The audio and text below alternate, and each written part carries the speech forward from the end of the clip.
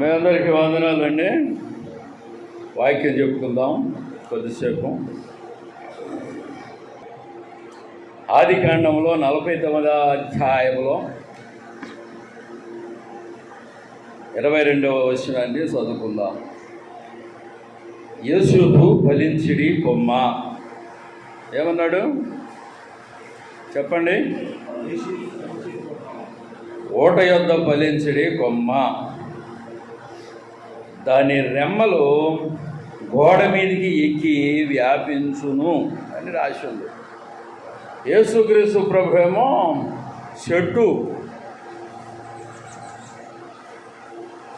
యోసేపు ఏమో కొమ్మ.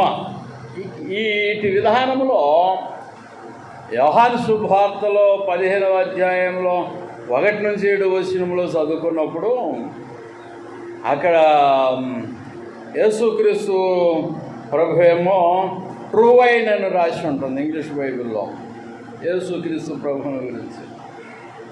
దానిలోని తీగలు శిష్యులని రాసి ఉంటుంది.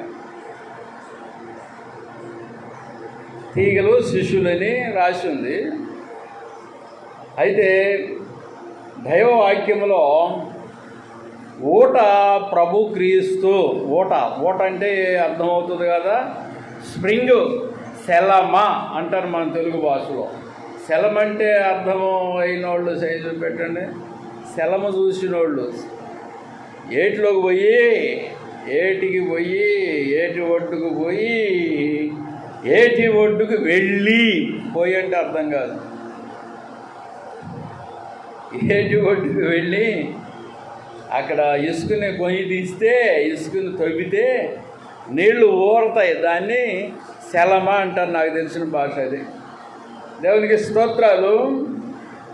జకర్యా గ్రంథం 13వ అధ్యాయం 1వ వచనము బోధ చేస్తుంది కదా.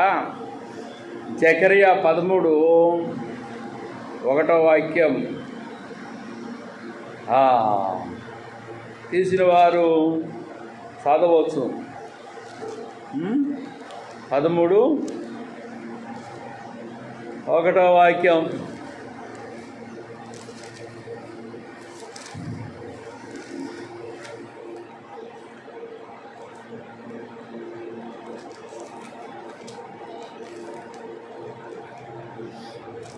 ఆ దినమున పాపమును అపవిత్రతను పరిహరించుటకై దావీదు సంతతి వారి కొరకును యెరూషలేము నివాసుల కొరకును ఓట ఒకటి తీయబడును. పాపాన్ని అపవిత్రతను పరిహరించుటకై యెరూషలేము నివాసుల కొరకు దావీదు సంతతి వారి కొరకును ఓట ఒకటి తీయబడును. ఈ ఓట ప్రభు అయిన యేసుక్రీస్తు అని గ్రహించాలి. ఓటని తోడేసే కొలది ఓట ఊరతా ఉంటుంది. కొందరి జీవితాలు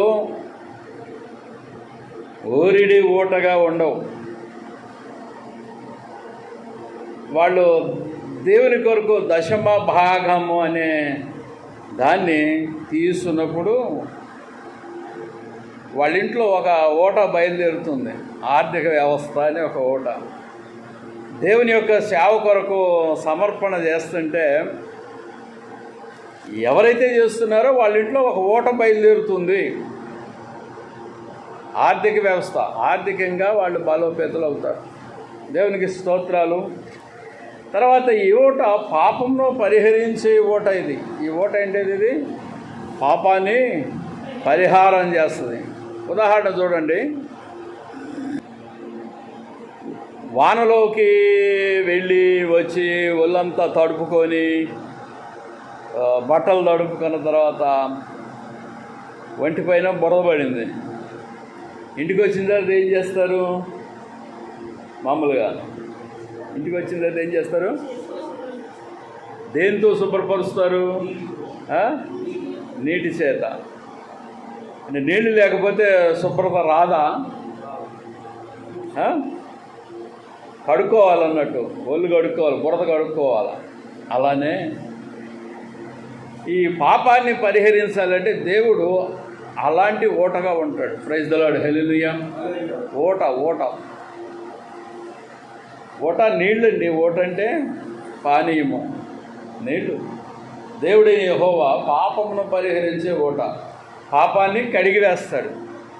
మన ఇర్మీయా గ్రంథంలో 2వ అధ్యాయము 13వ వాక్యంలో గమనిస్తే, ఇర్మీయా గ్రంథంలో 2:13 వాక్యము ఒకటి ఉన్నదండి బైబిల్ గ్రంథంలో. 2:13 వాక్యంలో, నా జనులు 2 నేరములు చేసి ఉన్నారు. నా జనులంటే ఇక్కడ ఇజ్రాయేలు జనమనే చెప్పవచ్చు ప్రధానంగా. ఇక రెండవది ఏంటంటే ప్రపంచం మీద ఉన్న క్రైస్తవ జనమని చెప్పవచ్చు. మూడవది ఏంటంటే అన్య జాతులన్నిటిని చెప్పవచ్చు. ఈ ప్రపంచం మీద ఉన్న జనమంతా దేవునికి సంబంధించిన వాళ్ళే, కానీ కొందరు పాపులుగా ఉన్నారు కనుక, దేవుణ్ణి అంగీకరించలేదు కనుక వాళ్ళు లోకస్తులుగా పిలువబడుతున్నారు. దేవుని ఎరిగిన ఇజ్రాయేలీలు, క్రైస్తవ్యము జనము, వీళ్ళంతా దేవుని బిడ్డలుగా ఉన్నారు. వీళ్ళందరి పాపమును పరిహరించేవాడు ఎవరంటే, పాపమును పరిహరించేవాడు దేవుడు అన్నట్టు. అయితే జనులు 2 నేరాలు చేశారు. ఒక నేరమేమో జీవజలముల ఓటనైన నన్ను విడిసి ఉన్నారు. జీవజలాల ఓటనైన నన్ను, జీవజలముల ఓటనైన నన్ను ఈ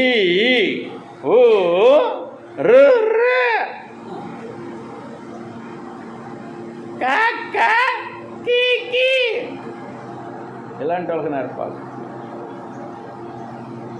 అంటే అర్థమైతే ఈ పారగాళ్ళందరికీ ఏంది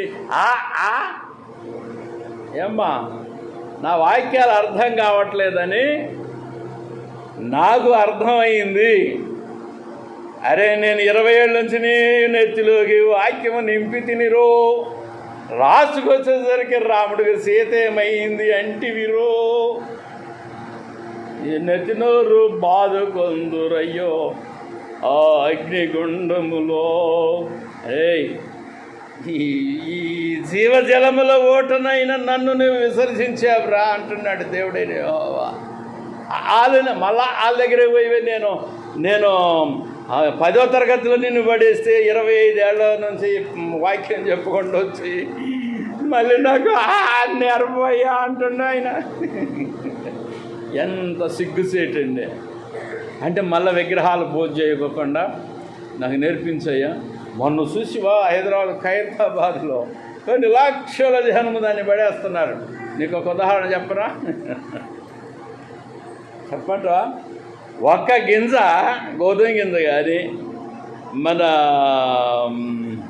వడ్ల గింజ కానీ అక్కడ గట్టి దాన్ని పెట్టి, ఒక గింజని గట్టి గింజని సారం కలిగిన దాన్ని ఒక పక్క పెట్టి, మిగతావన్నీ తాలు గింజలు అంటే గింజలాగా కనపడితే తాలు అంతా పక్కన పెడితే, ఈ ఒక్క గింజతో ఆ కోటాను కోట్లు తాలు ఉన్న పుచ్చు ఉన్న గింజలు సమానం అవుతాయా నా ప్రశ్న. వాళ్ళని చూసి నీవు జీవజలాల ఓటనైనా నన్ను విడిసితివిరో అంటున్నాడు దేవుడైన యెహోవా. ఎవరిని అంటున్నాడు? క్రైస్తవుని అంటున్నాడు. మల్ల విగ్రహాల పేరు మూతి మొగులుద్ది. ఎన్నిసార్లు చెప్పినా సరే నా వాక్యం నేను ఎత్తికి ఎక్కట్లేదు. మన సంజీవ్ చాలా మంచోడు. ఎబ్రిపేట సంజీవ్ కాదు, నిన్న చనిపోయిన సంజీవ్. నాకు 25 ఏళ్ళ నుంచి పరిచయంలో ఉన్నాడు. ఆయన 3 కండిషన్ నాకు తెలియదు, కానీ ఒక్కోసారి చర్చిలో పెళ్లి చేపిస్తా, ఎవరిని గురించి అంటుండో ఏమో, వాళ్ళ కూతుర్ని గురించి అంటుండేమో, కరెక్ట్గా జరిగింది అది. కానీ ఆయన డ్రింక్ పర్పస్ నాకు తెలియదు. ఆయన డ్రింక్ ఎప్పుడు చేస్తాడో చేయడో, ఎవరైనా పోపిస్తే తాగుతాడో లేకపోతే ఆయనే తాగుతాడో నాకైతే తెలియదండి. నాకు కనపడ్డప్పుడల్లా మాత్రం నమస్కారం సార్ అంటాడు, తన దాని తాను పోతాడండి. ఆ తుంకిపల్లి సంజీవ్ పాపం ఏమైపోయిందో నాకైతే తెలీదు, చనిపోయాడు. నిన్న స్వప్న ఫోన్ చేసింది, నాకు తలకాయ బాగా తిరుగుతుంది, నిద్ర మొన్న సగం నిద్రపోయా, అందుకని నెత్తి తిరుగుతుంది, కళ్ళు మసకలు వస్తున్నాయి, ఉదయం నుంచి కొద్దిగా ఇంత తిని అట్లా పడుకుందాం అనుకుంటే ఫోన్ వచ్చింది 2 గంటల టైంలో. ఇక వాళ్ళ గురించి నేను కంగారు పడుతున్నాను. ఈ అమ్మగారు చూస్తేనేమో అక్కడుంది, వీళ్ళు చూస్తేనేమో క్రైస్తవ సాగు చేస్తాను. క్రైస్తవ సాగు ఎడ చేస్తావు, రక్షణ పొందడానికి అన్నిలు సాగు చేయండి అని చెప్పి ఆ పిల్లకి.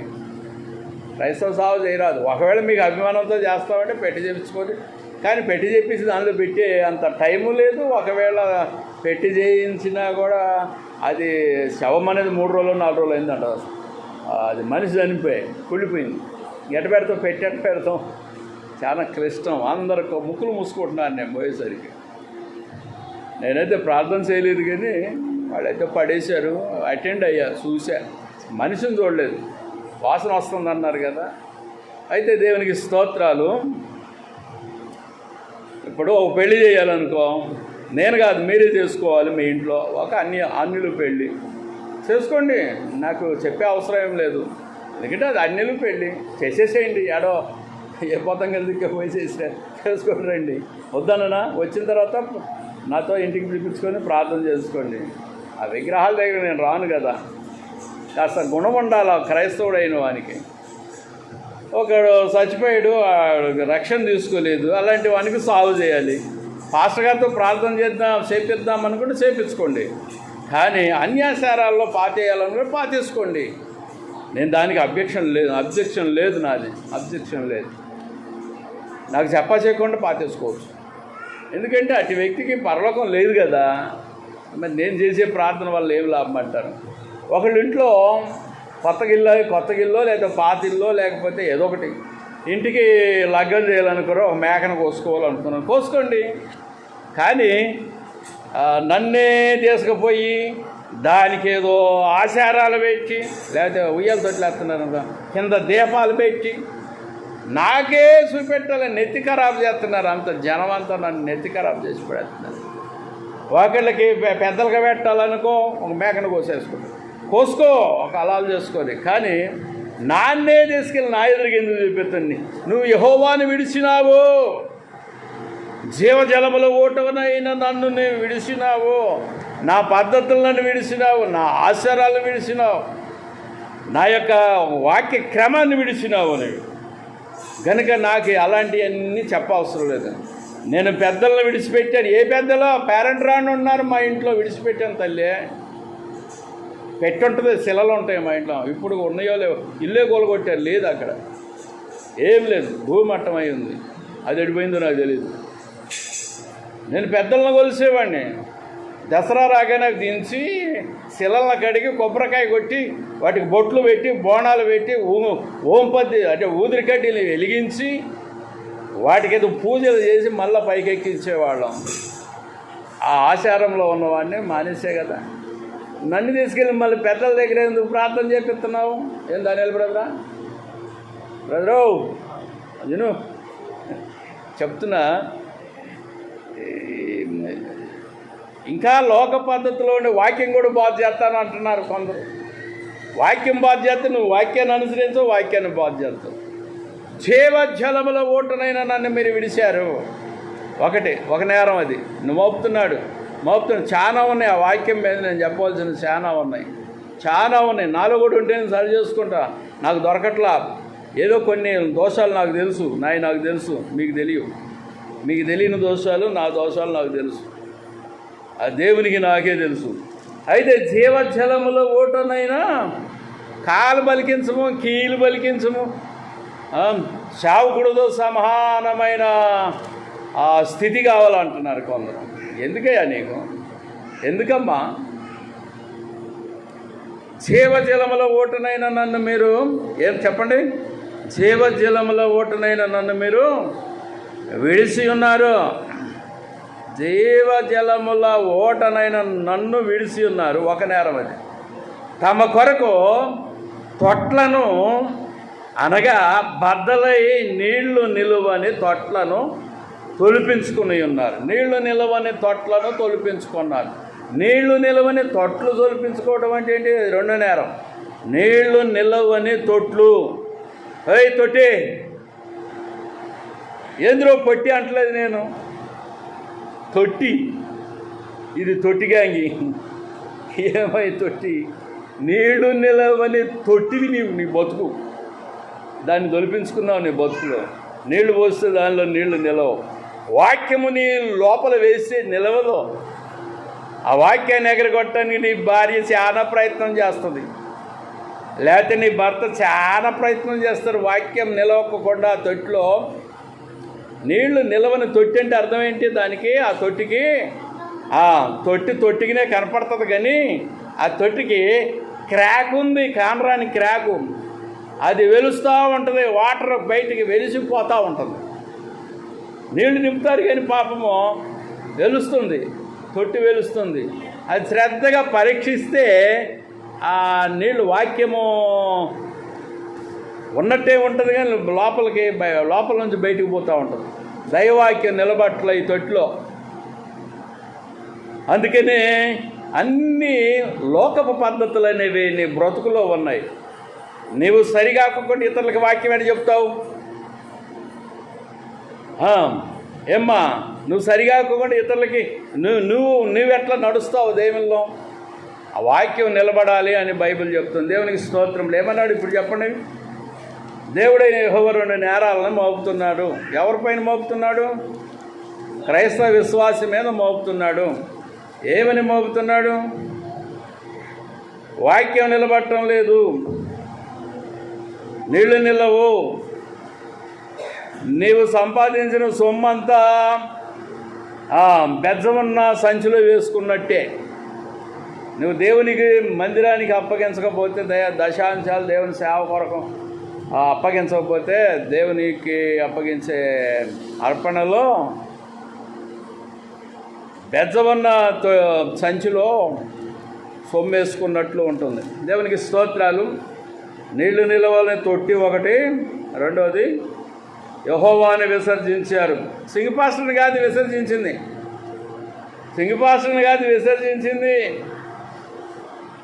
అయ్యారు మీ చర్చికి రాను. నువ్వు నన్ను కాదు విసర్జించింది, యెహోవాని విసర్జించావు. ఈ అమ్మగారు దశంభాగం చెప్పిందంట 200 నాకు నీకు 2000 వస్తాయిగా 200 అని చెప్పిందంట. 2 వారాలు ఆరాధనగా మానింది. నువ్వు దేవుణ్ణి ఇడిచావు, సింగిపాస్టర్ చర్చిని కాదు. ఈ పల్లెళ్ళు ఉన్నారు, మేము చర్చికి సరిగా రాలేకపోతున్నామంటే, నువ్వు దేవుని మందిరానికి రాలేకపోతున్నావంటే యెహోవాని విసర్జించుతున్నావు. నీలో దయ్యపు పద్ధతులు లోపల ఉన్నాయి, దురాత్మ పద్ధతులు లోపల ఉన్నాయి, దయ్యం ఉంది లోపల. దేవుని వాక్యం వినటానికి నీకు మనసు లేదు, నీలో వాక్యం నిలబడాల. అందుకే రెండు నేరాలు చెప్పాడండి. 2 నేరాలు చెప్పాడు. 17వ అధ్యాయము 13వ వాక్యం, ఇరిమియా గ్రంథము 17వ అధ్యాయం 13వ వాక్యం. నా జనులు 2 నేరములు చేసి ఉన్నారు, జీవజలముల ఓటనైన నన్ను విడిసి ఉన్నారు. సింగ్ పాస్టర్ నిన్ను కాదురా, నన్ను విడిశారు. నన్ను విడిసినోడు నీ దగ్గరికి రాడు. అది దేవుడేది. వాళ్ళలో నా వాక్యం నిలబడలేదు. ఓట అంటే వాక్యం. బద్దలై నీళ్లు నిలవని తొట్లను తొలిపించుకొని ఉన్నాను. బద్దలై నీళ్లు నిలవని తొట్లు ఏంటి? బద్దలవటం ఏంటి? నీళ్లు నిలవకపోవటం ఏంటి? అర్థం ఏంటంటే ఆ మనిషి బద్దలైపోయాడు. ఈ వ్యక్తి విశ్వాస జీవితం బద్దలైపోయింది. నీ విశ్వాసం బాగలేదు, విశ్వాసం సరిలేదు, నువ్వు బద్దలైపోయావు. వాక్యం నిలబట్టల. నీళ్ళు 17వ అధ్యాయంలో నేను చాలా వాక్యం చెప్పాలని ఉంటుంది, కానీ ఆ వాక్యం అంతా ఈ యూట్యూబ్లో వినేవాళ్ళు వింటారా? 4 వాక్యాలు వింటారు, ఇంతే కదా అని దాన్ని వదిలేసి పక్కకి వెళ్ళిపోతారు అన్నట్టు. అందుకని యూట్యూబర్స్ యూస్ కొరకు నేను ఈ వాక్యం చెప్పట్లేదు. యూస్ కొరకు చెప్పవలసి అంత చమత్కారాలు చేసి ఇవేవేవో పెట్టి వ్యూస్ సంపాదించుకొని పైసలు సంపాదించుకుందును. కానీ నాకు పైసల కొరకు ఈ వాక్యాలని నేను యూట్యూబ్లో పెట్టట్లేదు. దేవుని వాక్యం విన్న వరకైనా కొద్దిమంది ఉన్నా సరే నా వాక్యము ఈ ఛానల్లో ప్రపంచం మీద తెలుగు వాళ్ళు వింటారనే ఒక ఉద్దేశం మీద యూట్యూబ్కి అప్లోడ్ చేస్తున్నాను. కానీ దేవుని యొక్క వాక్యం బైబిల్ గ్రంథంలో ఉన్న వచనాలను అప్లోడ్ చేస్తున్నాను. నాకు తెలిసిన తాత్పర్యాలను చెప్పగలుగుతున్నాను. 17వ అధ్యాయము 13వ వాక్యంలో, ఇజ్రాయేలునకు ఆశ్రయమా యెహోవా, నిన్ను విసర్జించి వారందరూ సిగ్గునందుదురు. నా ఎడల ద్రోహము చేయువారు యెహోవాను జీవజలముల ఓటను విసర్జించి ఉన్నారు. నా ఎడల ద్రోహము చేయువారు అంటే అర్థం ఏంటంటే, ఎదుటి మానవుని ఎడల ద్రోహం చేస్తే, ఎదుటి మానవుడి ఎడల అంటే పాపి ఎడల కాదు, పరిశుద్ధుని ఎడల ద్రోహం చేసినా, లేక వేరే మానవునికి ద్రోహం చేసినా అంటే పాపము అన్నట్టు, పాపం తలపెట్టిన అది యెహోవాకి వ్యతిరేకమవుతుందని దేవుని వాక్యం మనకి బోధిస్తుంది. మనుషుడికి వ్యతిరేకంగా పాపము జరిగిస్తే దేవునికి వ్యతిరేకం అవుతుంది అన్నట్టు. అయితే నన్ను విసర్జించి ఉన్నారు గనుక వారు ఇసుక మీద పేరు రాయబడిన వారిగా కొందరు. ఇసుక మీద పేరు రాస్తే ఎట్లుంటుంది? చెరిగిపోతుంది. వారి పేరు నిలబడదు. జీవగ్రంథంలో రాసినా మరలా పేరు ఇసుక మీద పేరు వలె అయిపోతుంది. నీళ్ల మీద పేరు రాస్తే ఉంటుందా? చెరిగిపోతుంది. అందుకని నీ యొక్క జీవితంలో మార్పు రావాలని వాక్యం బోధిస్తుంది.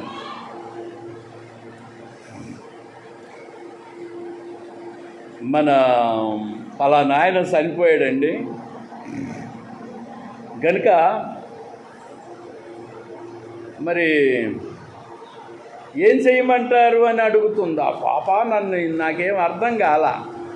ఏం చేయమంటారు? నేను ఒకటే సమాధానం చెప్పాను, రక్షణ పొందలేదు కదమ్మా అన్న. అమ్మా అంటే అయ్యా అన్న. అమ్మగారికి చెప్పు అంటది. అమ్మా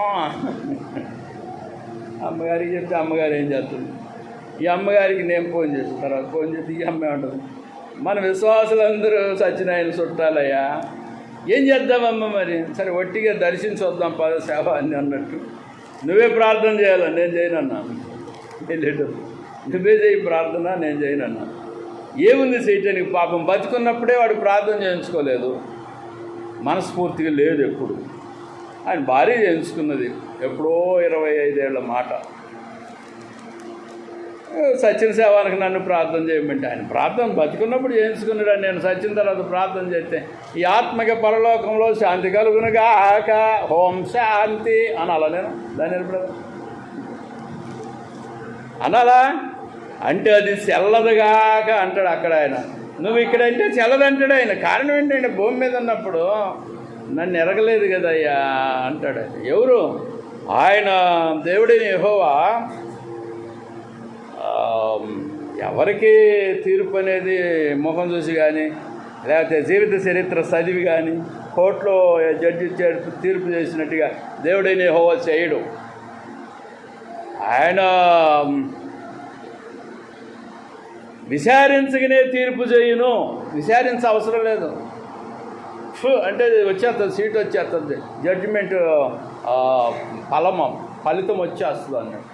భూమి మీద నువ్వు జీవించిన చరిత్ర అంతా ఒక లిస్టులో వచ్చేస్తుంది. దాని result last is equal last అంటాడు, అయిపోయా. అందుకనే ఎవరిని కూడా దేవుడు కనికరించేది ఏముంటుందండి? భూమి మీద వారి క్రియలను బట్టి ఆయన ప్రతిఫలం ఇచ్చినట్టు ఉంటుంది కదా. నేనేం చేయాల? సరే విజిట్ చేసి వద్దాంలే పదా అన్న. విజిట్ చేసి వచ్చాము. ఆ కీర్తన గ్రంథం 87 7వ వాక్యంలో ఏమంటున్నాడు? పాటలు పాడుసు వాద్యములు వాయించుసు మా ఓటలన్నీ నీయందే ఉన్నవని వారందరూ. మా ఓటలన్నీ పాటలు పాడుతూ వాయిద్యాలు వేస్తున్నారు. భజన, దైవ భజన పాటలు పాడుతున్నారు, వాయిద్యాలు వేస్తున్నారు. మీలో నన్ను అరుగుదురు. క్రైస్తవ వివాహములు రావటం లేదు, కుదరటం లేదు కనుక మమ్మల్ని ఏం చేయమందరంటే నీ ఇష్టం వచ్చినట్టుగా చేసుకోండి కాదనను. ఎందుకంటే నేనేం చేయాలి కదా కదా ఇష్టం వచ్చినట్టు ఆట ఆడండి. నేను వాక్యం ఆ వాక్యం నేను చెప్తున్నా, నేను చెప్పగలిగింది చెప్తున్నా. దినాలు ఇష్టం వచ్చినట్టు చేసుకోండి. మీరే కాదు, ప్రపంచం మీద ఉన్న క్రైస్తవ ప్రజలారా మీ ఇష్టం వచ్చినట్టు చేసుకోండి. మెమోరియల్ సర్వీసెస్, పండగలు మీ ఇష్టం వచ్చినట్టు చేసుకోండి. ఏ పాస్టర్ అడ్డురాడు, కానీ నీకు నీవే లెక్క చెప్పుకోబడుతుంది. భయం లేదు. దేవుడంటే భయం ఉంటే కాస్త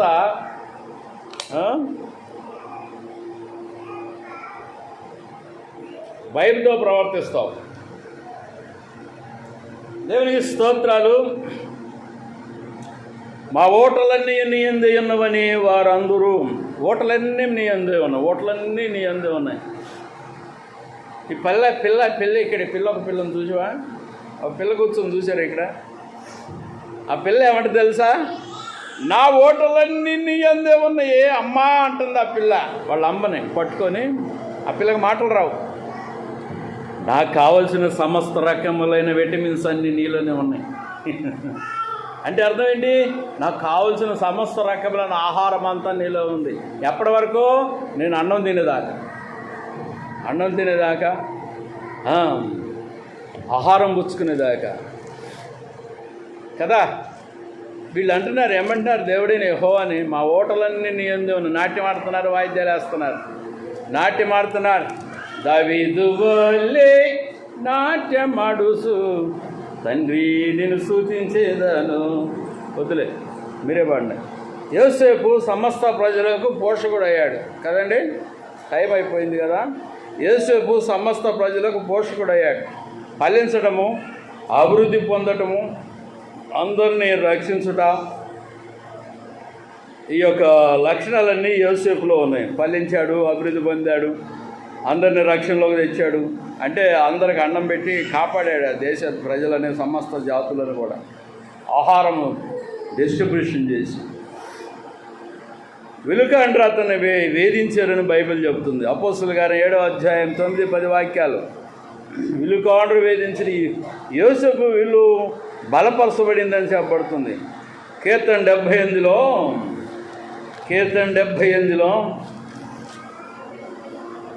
57వ వాక్యంలో చెప్పబడింది. తమ పితరుల వలె వారు వెనుకకు తిరిగి ద్రోహులైరి జౌకిచ్చు విల్లు పనికి రాకపోయినట్లు వారు తొలగిపోయిరి అని రాసి ఉంటుంది. కీర్తన 78 57వ వాక్యంలో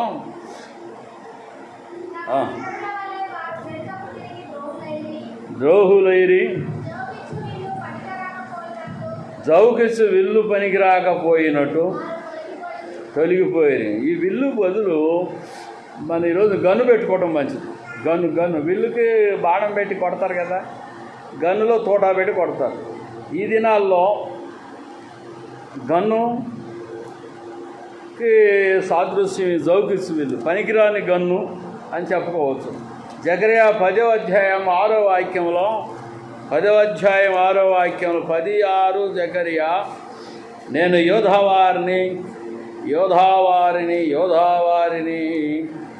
యోధావారిని బలశాలురుగా చేసేదను. యోసేపు సంతతి వారికి రక్షణ కలుగజేసి వారికి నివాస స్థలం ఇచ్చేదను. నేను వారి ఏళ్ళ జాలిపడుదును. నేను వారి దేవుడైన యెహోవాను. నేను వారి మనవి ఆలకింపగా నేను వారిని విడిచిపెట్టిన సంగతి వారి మర్చిపోదురు. మనవి ఆలకింపగా నేను వారిని విడిచిపెట్టిన సంగతి వారు మర్చిపోదురు. చూడండి, జీవజల ఓటునైనా నన్ను వారు విడిచిరి. అయితే వారు నన్ను విడిచినప్పుడు నేను వారిని విడవనా అని విసర్జించారు కదా. నేను వారిని విసర్జించి, భర్త భార్యను దూరపరిచి విసర్జించాడు. మరి భార్య ఏం చేస్తుంది? అమ్మగారింటికి పోయి భర్తను కూడా విసర్జిస్తుంది. నువ్వు విడిచిపెడితే నేను కూడా విడిచిపెడతా అన్నట్లుగానే ఇది ఉంది. దేవుడిని విడిచిపెడితే దేవుడు కూడా విడిచిపెడతాడు. దేవునికి స్తోత్ర, హల్లెలూయా. ఇజ్రాయేలీలు బండ వారిని మేపిడి వాడు దేవుడు. 1 కొరింథీ 10:4 తర్వాత బండ, ఏం బండ ఇది? దాహం తీర్చే బండ. ఆయన దాహం తీర్చే బండ, దేవుడైన యెహోవా బండ. నిర్గమ 17:1-7. తర్వాత ఆయన పునాది బండ, మత్తయి సువార్త 7:25. స్థిరపరచబడిన బండ, కీర్తన 41-2. తర్వాత నీడనిచ్చే బండ, యెషయా 32:2. ప్రభు కొరకు యోసేపు ఉపయోగపడినాడు, 2 తిమోతి 2:20-21. ఇవన్నీ వచనాలు ఉన్నాయి. బండ, ఈ ఇన్ని వచనాల్లో బండ నా బండ, నా కొండ, నా కోట అన్నీ నీవే అంటారు కొందరు కదండి. కోట, బండ నీవి, నా బండ నీవి. Rock, praise the Lord, hallelujah, హల్లెలూయా. నా బండవు నీవే, ప్రైజ్ ది లార్డ్, హల్లెలూయా, హల్లెలూయా. కొందరికి మందిరానికి రావడానికి నిర్లక్ష్య వైఖరి, అందుకని మందిరము నిండలేదు.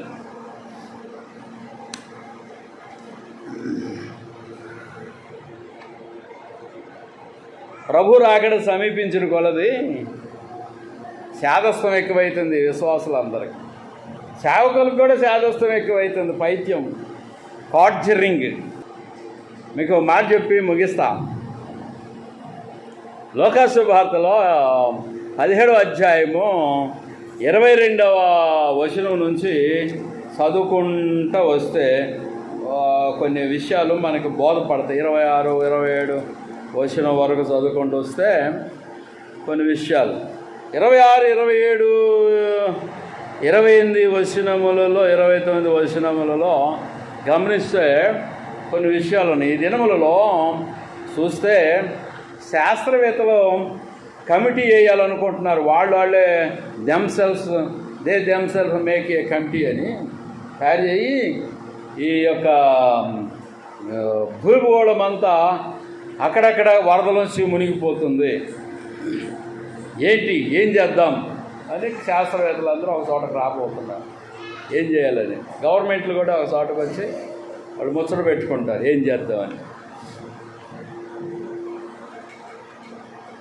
ఆ వార్తలు చదివేవాడు ఏమంటున్నాడు? మానవ తప్పిదమా అంటున్నాడు. ఈ వరదలు ఎట్టొచ్చి ప్రపంచం మునగటానికి మానవ తప్పిదమా? వాళ్ళకి నేను ఈరోజు సమాధానం చెప్తా. నా మెసేజ్ కనుక వాళ్ళు వింటే, ఒకవేళ ఎవడన్నా వాళ్ళు ఈ మానవ తప్పిదము కాదు, పాడు కాదు,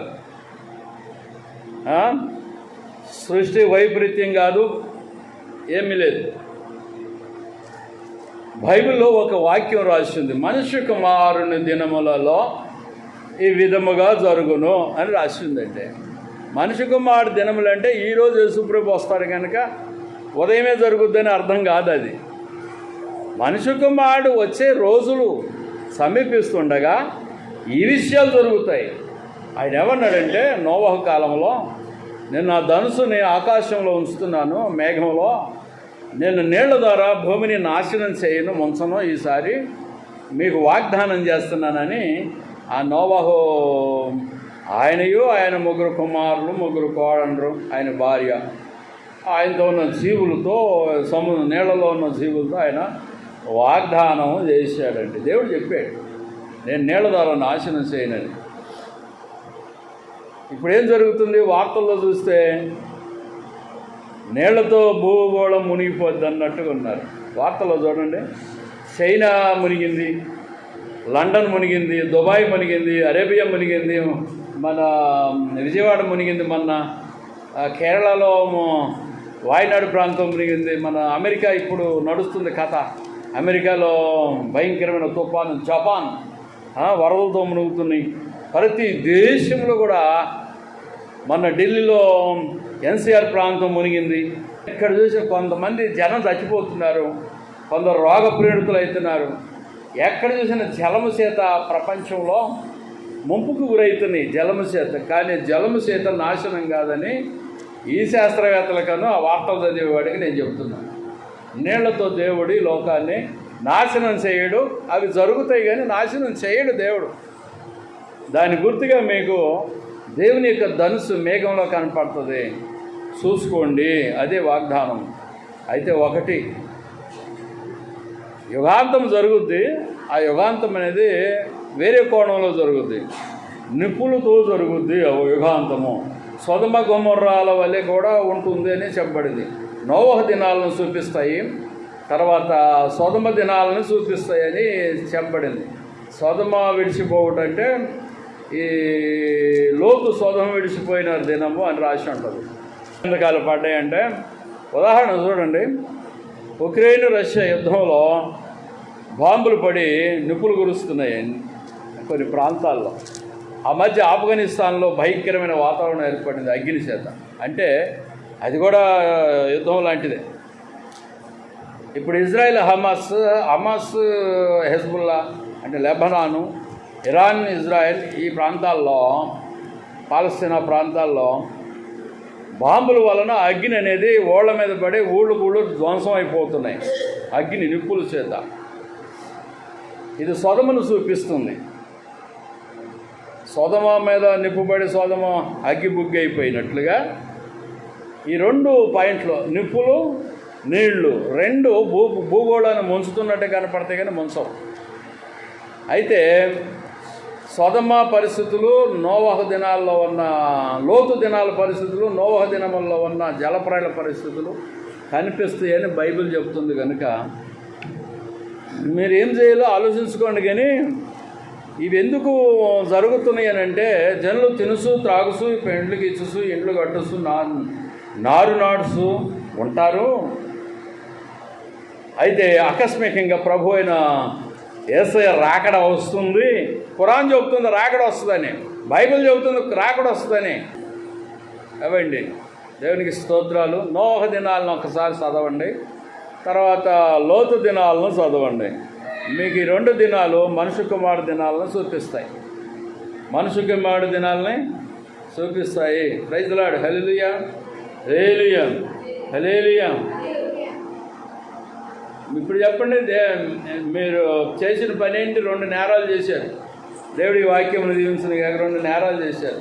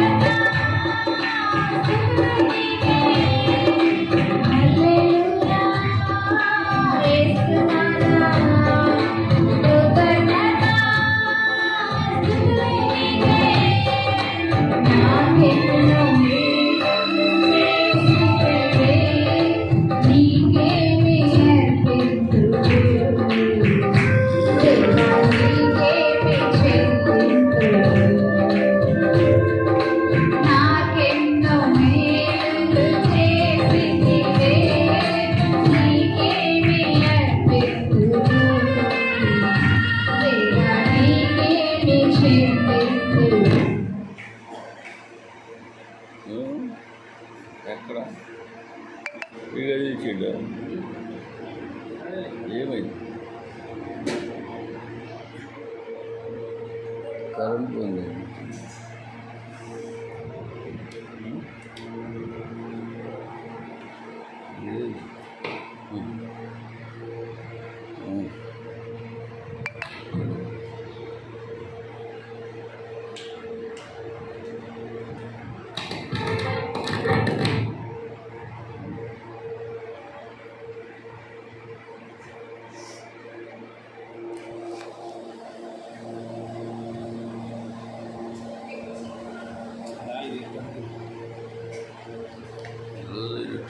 ఉంది.